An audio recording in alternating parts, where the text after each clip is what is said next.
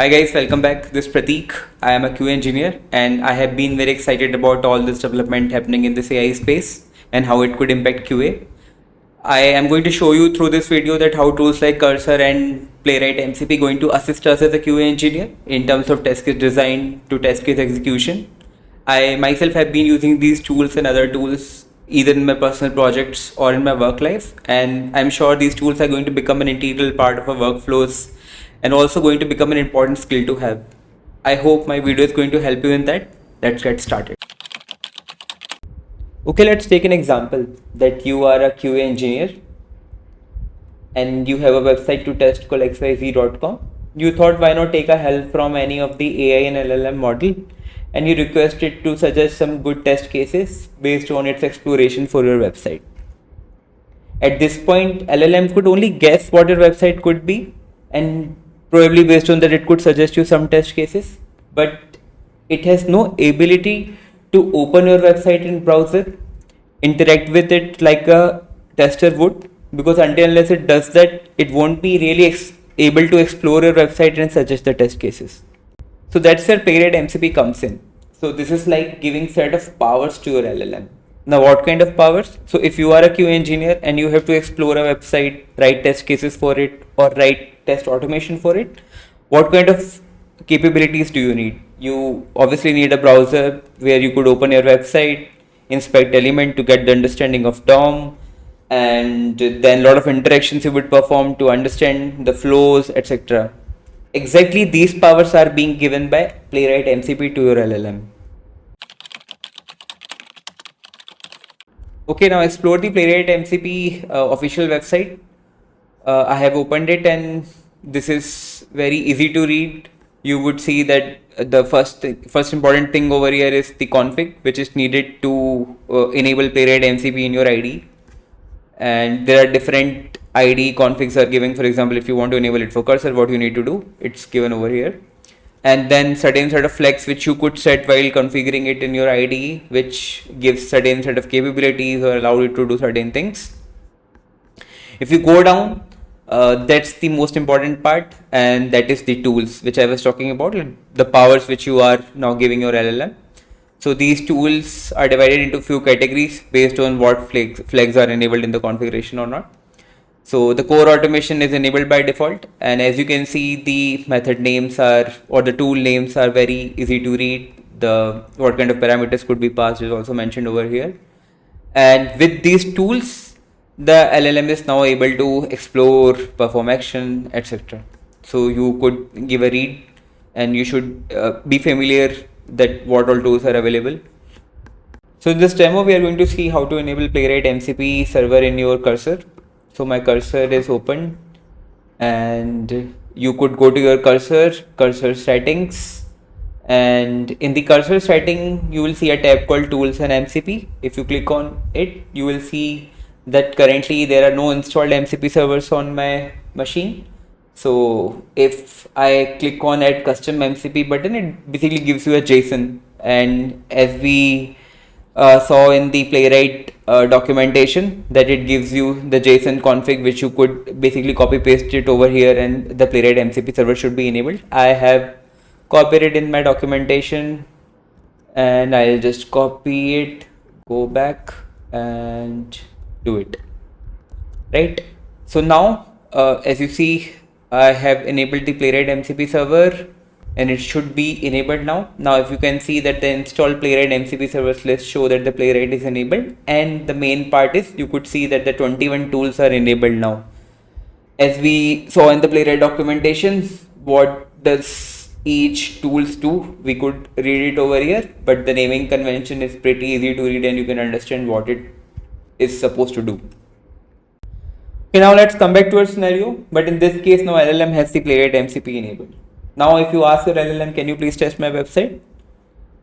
It now knows that the first step would be to navigate to your website, and now it could do that because one of the tools which Playwright MCP provide is browser navigate, and with that your LLM can open the URL needed for testing. And now let's say that it has opened your URL and the first page is login page. Now the question comes, how would LLM know that what to do with it and what this page is about? So to do that, LLM needs to get the context of your page, and for that the best thing is that it could take the snapshot of your DOM, and with the snapshot it is like a tree. It has different attributes like what buttons are there, what kind of input fields are there, and the whole hierarchy is established over there. Now with that, LLM can easily understand that this probably is going to be a login page. It has an input field, it has a login button, and now it knows based on its historical data that to be able to test a login page, what it needs to do. It needs to perform a certain set of combinations, like different combination of username, password, click on login button, and then it will also wait to see what happens after it. Like if a new error opens up for a case when the password is wrong, it knows that it is an expected behavior, expected user journey for it. It can document it based on that. It could suggest you some test cases. It can also help you to write the test automation for it. Okay, so here comes the fun part. We will see the magic happening in action, and for that we will take the website as sourcedemo.com, and we will ask the cursor to use this website, explore it, and suggest us like 2 test cases for the login page. And I'm gonna just write a very rough prompt here. So like, please use Playwright MCP and test this website, and only test the login page, and let us know just the 2 most important test cases based on your understanding. Okay, let's hit enter, and I'll split the screen. So if you see, the first thing it does is it calls the browser navigate, and with that it has been able to open the website in the browser. And now if you see in the left side, it is trying to explore that. So let's quickly see what it does. It took the screenshot, understand what your page is about. Then it is performing different set of actions based on different tools it has. For example, filling the form, clicking on it, then again taking the screenshot, navigating. Then it also figured out the test case 2. One is for the valid login and the other test case is for the invalid login. And in this, it does this, it does all the interaction, and based on that it is able to give you the test result summary, right? And it gives you 2 test cases, the valid login test case and the invalid login case, like which is like the most obvious 2 test cases you would do for a login page. And now I'll ask, can you add these test cases in the test folder and name it login.spec.ts. Okay, so let's see what happens. So now if you see, it has created a to-do list to understand what it's supposed to do. And if you see, like, it is supposed to create a login.spec.file and then implement the valid test case and the invalid test case. That's how a task will be completed. Now if you'll see, it has already created the file. Let's go to the file and see the structure of the file.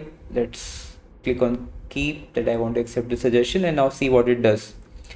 So basically it created a structure of the test file. It created a describe block to denote the suite, that it is a source demo login page suite. In that it has stored these constants in different constant variables, which is going to be used in our test cases. And then it added a before each hook, that where for every test case it needs to open the URL, and it is able to do that. And then it creates the test case 1 and test case 2, and it has even created more test cases, the empty credentials, the empty password, logged out user, the error message dismissal. I think it has covered all the scenarios possible for that page.